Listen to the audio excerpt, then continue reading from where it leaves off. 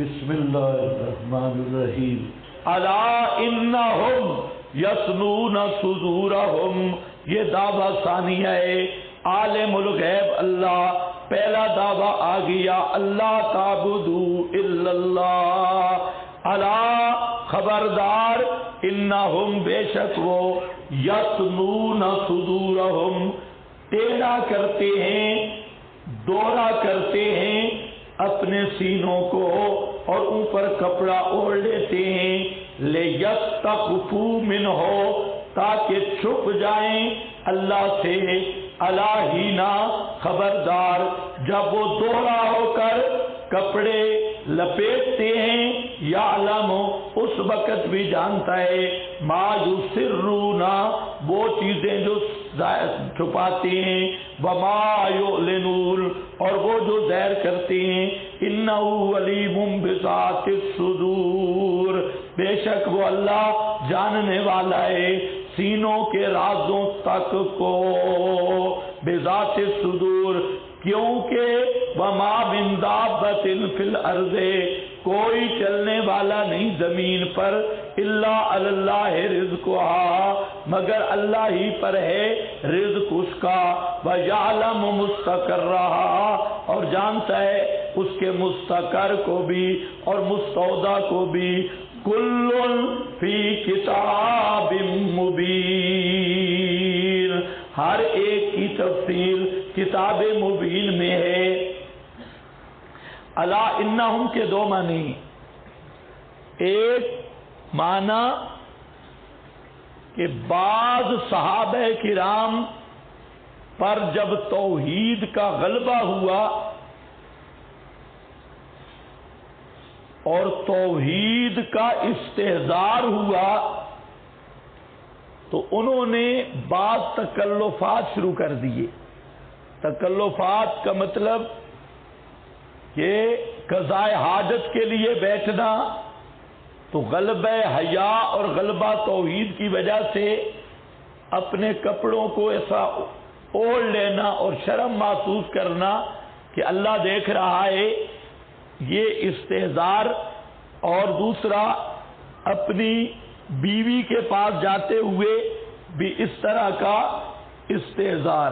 اس طرح کی بسا اوقات کیفیات بنتی ہیں اور پریشانی کا سبب ہوتی ہیں جب توحید کا استحضار ہو اور غلبہ اور حال ہو. اسی کا نام حال اور غلبہ ہے کہ ایسے زور کا استحضار کہ ہر وقت مائیت باری کا استحضار ہو جائے. تو ایسی حالت میں کپڑا اتارنا قضاء حاجت کے لیے یا اپنی بیوی سے ہم بستری یا اس کے ساتھ سونا وغیرہ کے لیے، تو ان کو اس پر حیا آنے لگا تو وہ اس میں تکلفات کرنے لگے.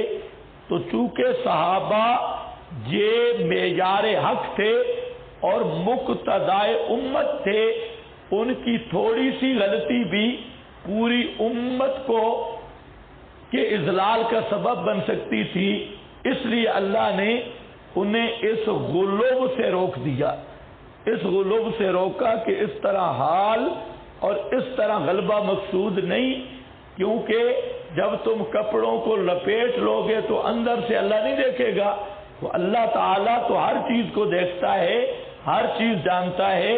تو اس طرح کے خلاف شرع جہاں شریعت کا تقاضا ہی نہیں ہے تو ایسی چیزوں پر غلو کرنا مقتدیان امت کے لیے یہ اس لیے ٹھیک نہیں کہ اس کے بعد سارے صوفیوں کو موقع مل جائے گا. جیسے آج صوفی شروع ہوئے اپنی پابندیوں پر، تو ایک اس کا یہ معنی ہے. اس معنی پر یسنون صدورہم سے مراد کون ہوں گے؟ صحابہ. اور ٹیڑھا کرتے تھے بوجہ حیا کی، تاکہ لے یہ دلالت حال ہے. ان کا عقیدہ نہیں تھا کہ اس طرح اللہ سے چھپ جائیں گے، بلکہ ان کے حال کی دلالت کو بیان کیا گیا جیسے کوئی چھپنے والا ہو. اور خبردار جب وہ کپڑے اوپر لپیٹتے ہیں اللہ اس وقت بھی جانتا ہے. تو اللہ تو دلوں کے حال بھی جانتا ہے. پھر ایسے تکلفات کی کیا ضرورت؟ ایسے غلوب کی کیا ضرورت؟ تو اس صورت میں یہ آیت تمام غالین پر رد ہوگی جو ایسے تکلفات اختیار کرتے ہیں جو شرعاً ان کا ثبوت نہیں ہے۔ دوسرا معنی کہ یہ آیت مشرکین کے حق میں نازل ہوئی، اور مشرکین جب پیغمبر اور اسلام کے خلاف منصوبہ سازی کرتے تو اوپر سے کپڑے کر لیتے، چادریں کر لیتے، اور ٹولیاں ٹولیاں بن کے بیٹھتے، کوئی ٹولی ادھر کوئی ٹولی ادھر، جی آؤ جی مشورہ کر لیں، یہ مشورہ ہو رہا ہے۔ یہ مشورے والی قوم، ٹولیوں میں بیٹھنے والی، اللہ فرماتے ہیں کہ ان بے ایمانوں سے پوچھو تم چھپ چھپ کے یہ بک بک کرتے ہو تو اللہ نہیں جانتا؟ اللہ تو تمہارے دل کے حال کو بھی جانتا ہے۔ جو مرضی منصوبے بنا لو، تم کیا کر لو گے؟ پیغمبر اور پیغمبر کے غلاموں کا رزق میرے ذمہ ہے، تم کیا بگاڑ لو گے؟ جو مرضی کرتے رہو۔ تو یہ دونوں معنی ہیں، آپ کے پاس لکھے ہیں۔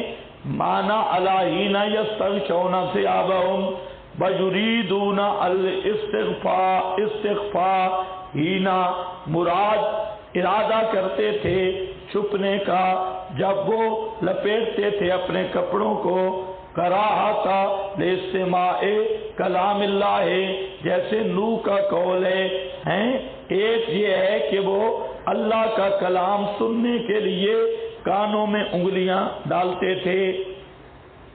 ہاں تیسری توجہ آ رہی ہے، دو میں نے سمجھائی ہے کہ جب ادھر قرآن بیان ہوتا یہ بے ایمان کانوں میں انگلیاں یوں کر لیتے، جیسے قوم نوح اپنے کانوں میں انگلیاں ڈالتی تھی اور کپڑوں کو فالضمیر من ولا قولی عائد علی اللہ۔ ابن عطیہ کہتے ہیں ھذا هو بل افصح بل الاجزل فی المعنی، معنی کے لحاظ سے یہ زیادہ فصیح ہے۔ یہ تیسری توجہ۔ قال ابن عطیہ قیل ان هذه الآیہ نزلت فی الکفار الذین کانوا، یہ آیت کافروں کے حق میں نازل ہوئی جو تھے ملتے رسول اللہ صلی اللہ علیہ وسلم کو، اور وہ اپنے سینوں کو ٹیڑھا کرتے جیسے چھپنے والا ہو، اور لوٹاتے آپ کی طرف پیٹھیں، یعنی آپ کی طرف پیٹھیں کر کے بھاگتے تھے، اور اپنے چہروں کو کپڑوں سے ڈھانپ لیتے تھے اور دور ہوتے تھے آپ سے، کہیں کراہیت للقائہ، کہ آپ کی ملاقات کی ناپسندیدگی کی وجہ سے، وہم یظنون ان ذالک یخفی علی اللہ، اور وہ گمان کرتے تھے کہ اللہ پر چھپ جائے گا، او ان اللہ تعالی البحر المحیط المحرر الوجیز۔ یہ دو تفسیریں، اس میں ایک تیسری توجہ آ گئی بھائی۔ تیسری توجہ کیا ہے؟ دو تو میں نے بتائی، تیسری کیا کہ قرآن کیا واز سننے سے بھاگتے تھے، اور کانوں میں انگلیاں اور اوپر کپڑے اور سینے ٹیڑھے یوں کر کے بکل مار ابلیس۔ بکل مار سمجھتے ہو نا؟ اے مشرکین آج کے بکل مار شیطان، اس طرح وہ جاتے تھے۔ یہ ہے بکل مار شیاطین۔ ہاں بھائی، محمد بن عباد کہتے ہیں سمعا، انہوں نے ابن عباس سے سنا، پڑھ رہے تھے الا انہم، قرآن یا بخاری؟ تعویل تیرا حق نہیں ہے تو اہل تعویل میں سے نہیں، سمجھے کہ نہیں؟ قرآن میں کیا ہے؟ یسنون، اور بخاری میں کیا ہے؟ تسنونی، لیکن مسئلہ اور بھی کھڑا ہے یقرأ۔ حضرت ابن عباس یہ پڑھ رہے تھے انہم تسنونی صدورہم، قال سألت عنہا فقال اناس كانوا يستحيون ان يتخلوا فَيَقْفُزُوا إِلَى السَّمَانِ وَإِلَى النِّسَاءِ، یہ صحیح کر لو، عورتوں کی طرف جانے سے، وَأَن يُجَامِعُوا نِسَاءَهُمْ، وہ اس سے ڈرتے تھے، اس پر یہ نازل ہوئی بخاری شریف۔ کچھ آپ کو سمجھ آئی؟ تَثْنَوْنِي صُدُورُهُمْ،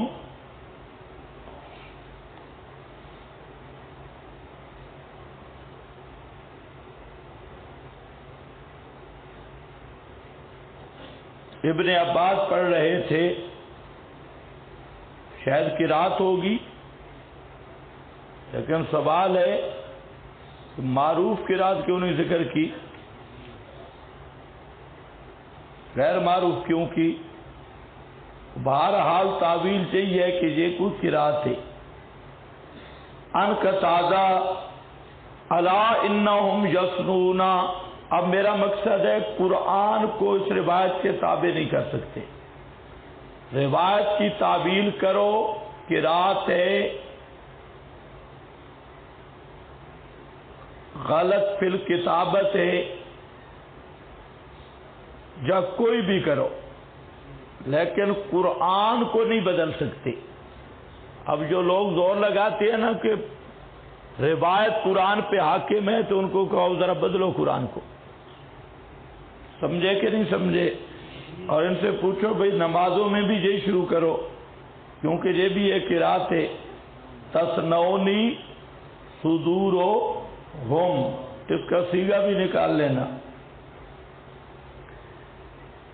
الا انہم یثنون صدورہم لیستخفوا منہ، قال كانوا یحنون صدورہم لکی لا یسمعوا، یہ وہ تیسرا معنی ہے جو میں نے کیا تھا، ایک قضاء حاجت اور رفض الی النساء والا، اور تیسرا وہ مشرکین کی میٹنگوں والا۔ کانو، وہ اس پر اپنے سینوں کو ٹیڑھا کرتے تاکہ سنے کوئی نہ کتاب اللہ، وذکروا قال تعالی الا حین یستغشون ثیابهم یعلم ما یسرون وما یعلنون وذلک اخفی ما یقول ابن آدم اذا احنا ظہرہ، جب اپنی پیٹھ دے جائے اوپر، سیر پہ چلا جائے اور دل میں چھپائے، فإن اللہ لا یخفی، وہ بھی نہیں چھپ سکتا، تو یہ کیسے چھپیں گے؟ وما من دابۃ فی الارض، اور نہیں کوئی دابہ کہتے ہیں ما یدب علی الارض، زیرو چیز زمین میں، مگر اللہ کے ذمہ ہے رزق اس کا، وَيَعْلَمُ، اور اللہ جانتا ہے، مستقرہا، جگہ ٹھہرنے کی، وَمُسْتَوْدَعَہا، اور وہاں پر جگہ یہ سونپنے کی، اس کی وضاحت کر چکا ہوں سورہ انعام میں، غالباً پوری بات آ گئی کہ مستقر سے مراد کیا ہے، مستودع سے مراد کیا ہے، کل فی کتاب مبین، سب کی سب چیزیں کتاب مبین میں ہیں۔ کتاب مبین سے مراد لوح محفوظ یا علم الہی، اللہ کا علم یا کتاب مبین لوح محفوظ، یہ وہ مقام ہے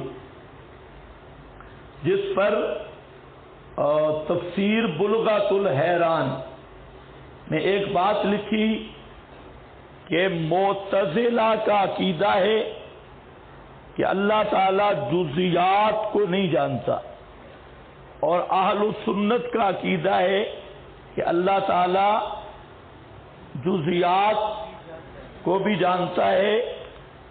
اس پر پھر آگے حضرت صاحب نے لکھا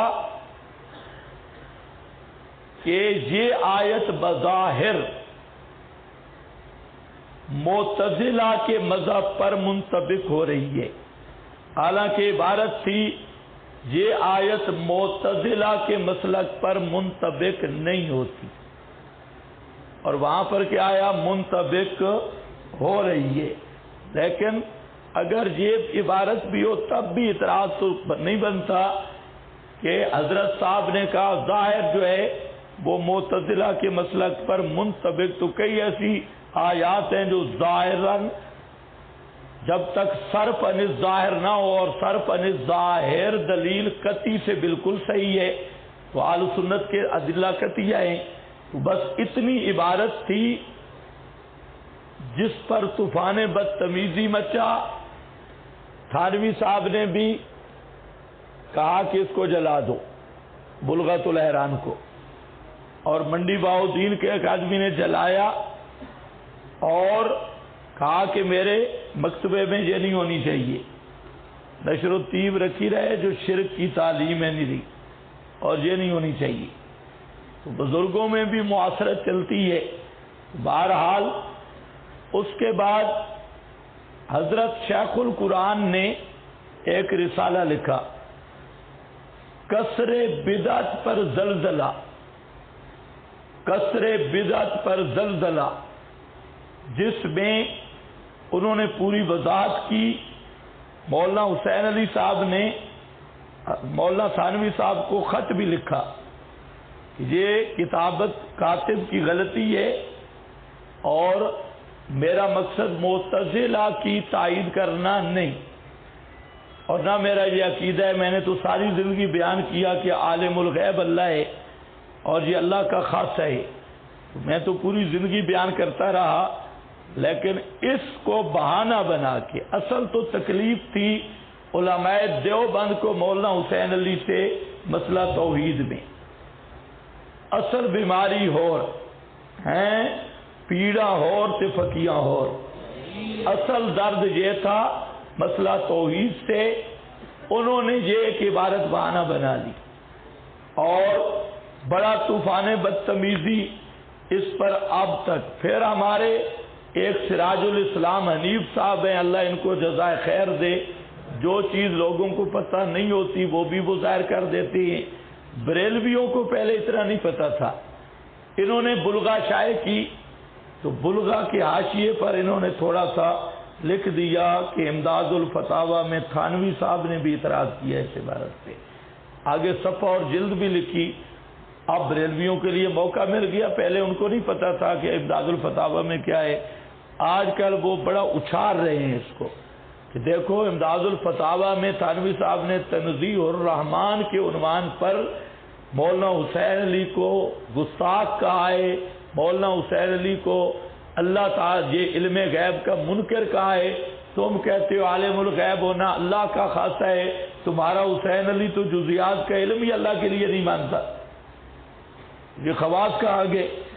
یہ آپ پٹھانوں کا بھلا ہو سراج الاسلام صاحب کا کہ جو حوالہ ان کو پتہ نہیں تھا اس نے کھلا، پھر خدا کے بندے کو جواب لکھنا، حاشیہ لکھ رہا ہے،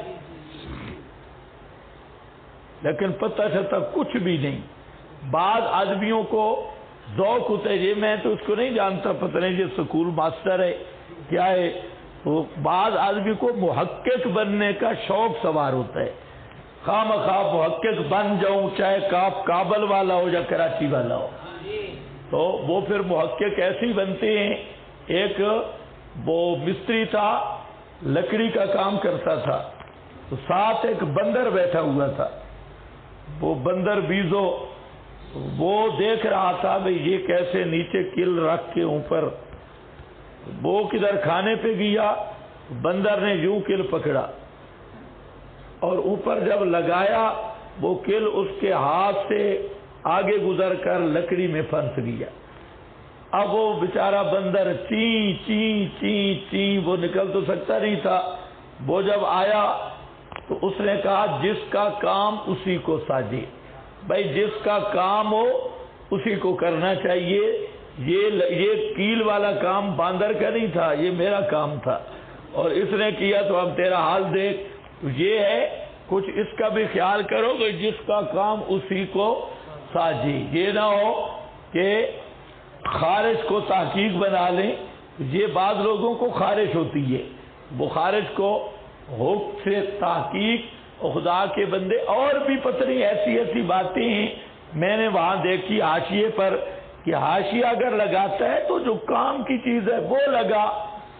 جو مولانا حسین علی پر اعتراضات تھی ان کا جواب دے، اور جو عبارتوں پہ اعتراضات تھے ان کا جواب دو. تو حاشیہ لگا رہا ہے جن کو پتہ ہی نہیں، ان کو حوالہ دے رہا ہے کہ تھانوی نے بھی وغیرہ لگایا ہے، فلاں نے بھی وغیرہ لگایا. وہ آج کل وہ پنجاب میں مصیبت بنا ہوا ہے کہ سارے بریلویوں نے وہ حوالہ دیکھ لیا. اب انہوں نے امداد الفتاوی، اس سے پہلے انہیں پتہ ہی نہیں تھا کہ امداد الفتاوی میں کیا ہے. اب وہ تنزیہ الرحمان. خیر اس پر میں جواب دے رہا ہوں کہ حضرت شیخ نے رسالہ لکھا تھا اہل کثر بدعت پہ زلزلہ. یہ رسالہ 1936 میں لکھا گیا مولانا حسین علی صاحب کی زندگی میں، اور اس عبارت پر جو اعتراض تھا جواب ہو چکا ہے. اور مولانا حسین علی صاحب نے خط لکھ کر بھی جواب دے دیا تھا. اب حاصل کیا نکلا کہ یہ کاتب کی غلطی ہے، مولانا حسین علی کا عقیدہ نہیں. سمجھ گئے کہ نہیں؟ ہاں، اس طرح بعض کتابت کی غلطیاں رہ جاتی ہے، اور اس طرح اگر ہم غلطیاں کتابت کی جب نکالیں گے تو بریلویوں کے پلے میں بھی کچھ نہیں رہے گا، للڑوں کے پلے میں بھی. عبدالشکور ترمذی نے بھی اسی پر اعتراض کیا، بریلویوں نے بھی اسی پر اعتراض کیا. لیکن ایک ہمارے لیے تسلی ہے کہ یہ ہمیشہ بے ایمانی رہی ہے کہ پیر درد اور دوائی اور مولانا حسین علی سے اصل دکھ اور تھا، لیکن تھوڑی سی ایک عبارت پکڑ کے بیٹھ گئے سب اس کے خلاف. اسی طرح ہمارا معاملہ ہے کہ ہمارے ساتھ مولویوں کے دکھ اور ہیں، ان کی پیڑیں اور درد اور ہیں، اور بہانہ کیا کرتے ہیں، اور جی فلانی روایت پہ تبصرہ کیا ہے، فلانی تو ہم نے نیا تھوڑے کیا ہے، روایتوں پہ تبصرے 14 صدیوں میں ہوتے رہے، ساری دنیا کے لوگ کرتے رہے. یا ہم تمہارے مقلد تھوڑے ہی ہیں کہ جیسے تم جب کرو ہم کہیں جی آمنا. تو ایسی بات نہیں. تو اصل پیڑا اور تے پھکیاں اور، درد کچھ اور ہیں اور منہ کچھ اور ہیں. بہرحال دعا کرو اللہ کرے ہم بھی پابند رہیں، جو اپنے آپ کو توحیدی کہتے ہیں چاہے منافق بھی ہیں، تو اللہ ہماری زبانوں کو ان سے محفوظ رکھے. لیکن جس دن انشاءاللہ کھل گئی تو اس دن آئیں گی ان کو بھی نسلیں یاد. یعلم مستقرها ومستودعها، جانتا ہے اللہ اس کے مستقر کو بھی مستودع کو بھی. مستقل ٹھکانہ پشاور ہے، اور اب یہ بڑھانے آیا ہوا ہے، رزق جہاں پہنچایا. نہیں تو رزق پشاور پڑا ہوتا، بزرگ بڑھانے میں آ جاتا، بھوکا مرتا. تو اللہ نے رزق ذمے لیا، اور جہاں تو چل رہا ہے تیرا رزق بھی ساتھ ساتھ چل رہا ہے. مستقرہ و مستودعہ کل فی کتاب مبین. سب چیزیں کتاب مبین میں، لوح محفوظ یا علم الہی میں موجود ہیں.